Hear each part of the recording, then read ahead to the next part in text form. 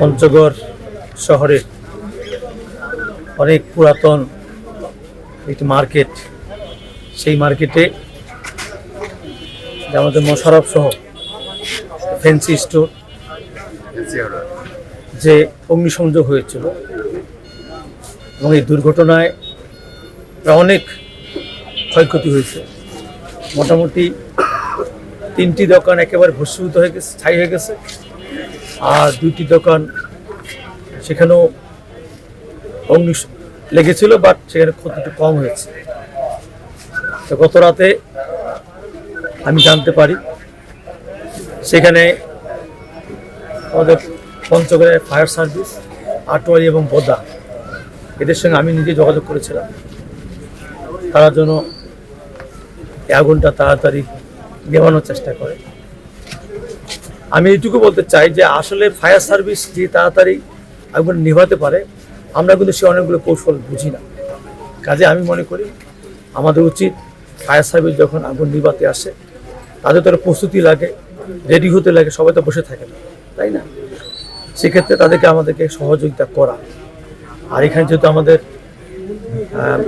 সম্মানিত আমাদের ডিসি আপা আছে, সাহেব আছে, ডিসি সাহেব আছে, ওনারাও আসছে, আমরা এখানে দেখলাম। তো এই যে অপরিসীম ক্ষয়ক্ষতি হয়েছে, সেক্ষেত্রে আমি আহ্বান করব যে আপনারা আমাদের জেলা প্রশাসন বরাবর দরখাস্ত দেয়, দেখি আপনাদের পাশে আমরা কতটুকু দাঁড়াতে পারি। তবে আমাদের আরও সতর্ক থাকতে হবে, কারণ এই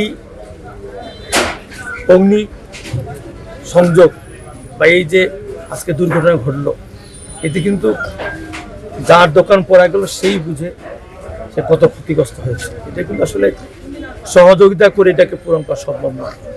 তবে আমাদের বিএনপি সরকার, তারেক রহমানের সরকার, আমরা কিন্তু খবর পেয়ে ছুটে আসছি এবং কালকেও আমাদের নেতাকর্মীরা ছিল। আমি আশা করব আমরা যে কোনো দুর্ঘটনায় আল্লাহ না করুক ঘটে, সেখানে সম্মিলিতভাবে প্রশাসন বলেন, দল, মত, ধর্ম, বর্ণ সবাই আমরা একসঙ্গে ঐক্যবদ্ধ হয়ে এইগুলো 200-র বেশি সার্ভিস ও ফিচারে লেনদেনের সব বিকাশ অ্যাপে সম্ভব। আমরা সহযোগিতা করব যেন কোনো ধরনের কোনো দুর্ঘটনা না ঘটে।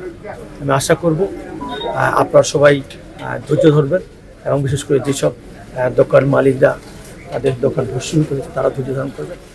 আমরা সহযোগিতা করব এবং ইনশাআল্লাহ এখানে আমাদের চেম্বার আছে, বণিক সমিতি আছে, সম্মিলিতভাবেই আমরা তাদের পাশে দাঁড়াবো।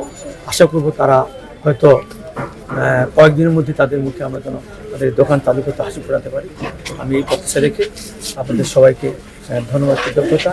এবং আপনারাও কালকে যে অগ্নিসংযোগ করেছিল সেখানে ফায়ার সার্ভিসের পাশাপাশি আপনারাও এখানকার ব্যবসায়ীরা ছিলেন, আমাদের পঞ্চগড় শহরবাসীরা ছিলেন, সবাই আমরা দল, মত, ধর্ম, বর্ণ নির্বিশেষে আমরা এখানে আগুনটা এখানে দ্রুততার সঙ্গে আমরা নিভাতে পেরেছি। কারণ আগুনটা লাগছে আমাদের একটা গলির ভিতরে, সেখানে কিন্তু আগুনটা অতি দ্রুতরা সরে যেতে পারত। যাই হোক, আল্লাহ দশের বিনিময়ে ছড়ে নাই।